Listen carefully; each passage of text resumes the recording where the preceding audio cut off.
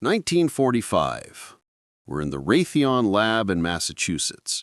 Engineer Percy Spencer, a guy with no college degree but a brilliant mind, is tinkering with radars. In his pants pocket, a regular chocolate bar he grabbed for a snack. Suddenly, he notices the chocolate has melted into a sticky mess. Not from summer heat, not from hot coffee, from the radar? This accidental discovery will change kitchens around the world forever. What the heck? Percy mutters, trying to wipe the chocolate off his pants. He's no professor with a fancy degree, just a self-taught guy from Maine who fixed windmills and figured out electricity by feel as a kid. During World War II, he's working on magnetrons, those clever tubes that generate microwaves for radars, helping ships spot enemy submarines in the ocean. This chocolate incident isn't just an awkward moment at work, it's a scientific accident that smells like a breakthrough. Percy winces and thinks, microwaves? Do they heat stuff? Curiosity takes over. He decides to run an impromptu experiment right there. Percy grabs a bag of corn kernels from the lab pantry, probably left for movie popcorn. He places it near the running magnetron, and then, bam! The kernels start popping, scattering white fluff all over the room. The lab turns into an impromptu movie theater with popcorn. "Hey, Joe, hold this egg," Percy shouts to his assistant, who's standing there mouth agape. They place the egg near the device. It starts heating, hissing, and explodes right in poor Joe's face. "Percy, are you kidding me?" the assistant yells, wiping yolk off his face. Percy chuckles.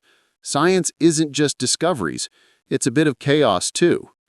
And so the idea is born. Microwaves penetrate food and make water molecules vibrate, heating everything from the inside. No fire, no steam, just pure, fast physics. Percy muses, this is the perfect invention for busy people who hate standing at the stove for hours. He grabs a metal box, hooks up a magnetron, and voila, the prototype of the first microwave oven is ready. Call it a lunch radar or a magic box for slackers. This isn't a joke, it's the start of a culinary revolution. This isn't fiction or some internet myth, it's a true story. On October 8, 1945, Percy files a patent. Official title, Method of Preparing Food Using High-Frequency Electromagnetic Waves. Sounds dry and scientific, but its roots in melted chocolate in a pocket. That's the power of chance in progress. Raytheon quickly senses the potential. In 1947, they released the first commercial model called the Radarange. It's a beast, 1.8 meters tall, weighing 340 kilograms, and priced at a whopping $5,000. Who in their right mind would buy this monster? Competitors snicker, rubbing their hands. Percy's confident. Just wait, guys. This is only the beginning. It'll change everything. But it looks like a giant fridge with an antenna, not for regular kitchens, but for industrial use. Society reacts skeptically. Radiation in the kitchen? Are you nuts? Housewives shout in newspapers. Journalists write sensational articles.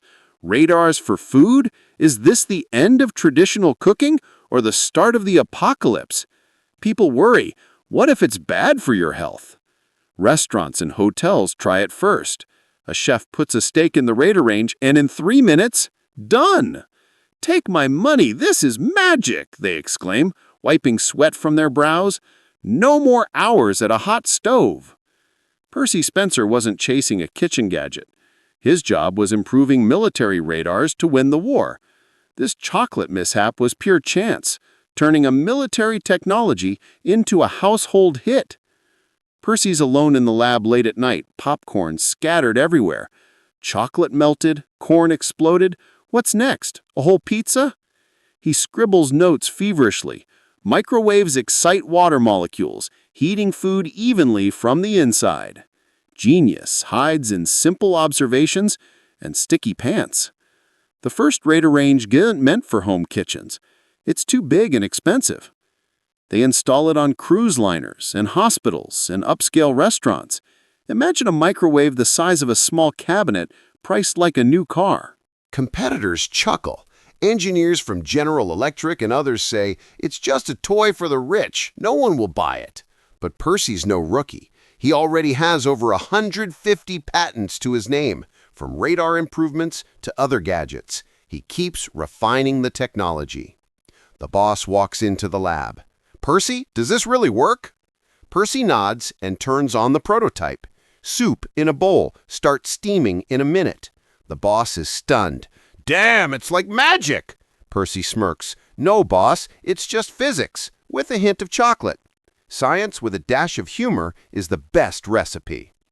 In the 1950s, microwaves are still rare, like exotic fruit. In 1967, Raytheon subsidiary, Amana, releases the first home model.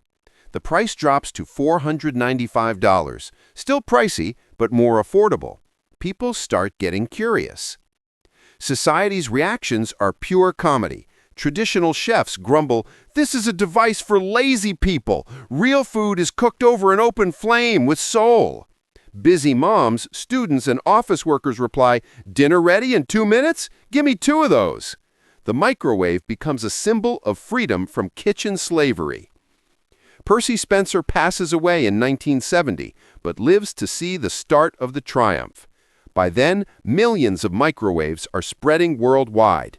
Movie popcorn, defrosting meat, reheating yesterday's soup, it's all easier, thanks to that random candy bar in his pocket.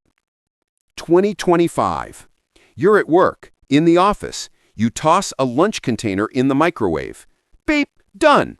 Back in 1945, an hour at the stove, sweat, burns, and onion tears. Progress was born from a chocolate puddle in an engineer's pocket. Microwave technology went beyond the kitchen. It's used in medicine for sterilization, in industry for drying materials. But the main thing is the kitchen revolution. Percy made cooking faster than you can procrastinate on social media. In the 1950s, a typical American housewife stares at the massive Rad-A-Range in a store. What, no more chopping wood or lighting gas? She timidly presses a button. Lasagna melts and cooks. "The future is here," she shouts, dancing with delight. Competition doesn't sleep. In the 1960s, Japanese companies like Sharp get to work. They make microwaves smaller, cheaper, and more reliable. By the 1980s, it's a real boom. Nearly every second home in America has this little box. "Percy, you were a prophet," they'd say. Safety concerns sparked panic. Newspapers blared, "Microwaves cause cancer! Run away!" Scientists conducted tests and reassured. Relax, it's not nuclear radiation, just electromagnetic waves, like in a radio. Percy would have laughed, "Chill out, people, just heat your soup." A reporter takes an interview. "Mr. Spencer, how did you discover the microwave?" Percy, "I didn't discover it, the chocolate discovered me." Reporter, "Seriously?" Percy, "Absolutely, and the popcorn confirmed it. Experimentation is the key to progress." Percy grew up in poverty without parents and taught himself everything.